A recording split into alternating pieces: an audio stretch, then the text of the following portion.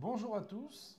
Il arrive parfois qu'à un enterrement, lorsqu'on entend les discours d'oraison funèbre, on soit à la fois ému et très fier d'entendre des discours poignants, des paroles fortes, qui nous font presque dire « Qu'est-ce que je suis fier d'avoir connu une personne pareille, combien je regrette de ne pas avoir découvert de son vivant, de manière plus proche, de manière plus présente, la valeur extraordinaire de cette personne. » Et d'ailleurs, le mot esped et le mot epsed, qui portent les mêmes lettres, le e, le p, le samech et le dalet, sont à la fois l'oraison funèbre, esped, et à la fois la perte, epsed.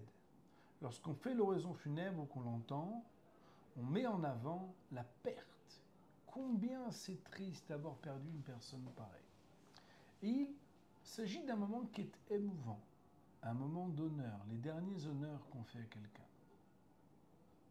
Et il arrive qu'au fond de nous, on se dise « Waouh, pourvu qu'un jour, moi aussi, je puisse être digne de ces éloges !» Eh bien, c'est exactement ce que Bil'am, le prophète des nations, l'impie, a dit « Tamot nafshi mot yesharim » que mon âme, quand elle quittera ce monde, soit digne de la mort et des honneurs qui touchent les Yesharim, les hommes de roi, en faisant allusion, par exemple, au patriarche ou au tzadikim du Ham Israël. Le Chafetz Chaim de dire, mais comment demander de mourir comme un bon juif si on n'a pas de son vivant vécu comme un bon juif?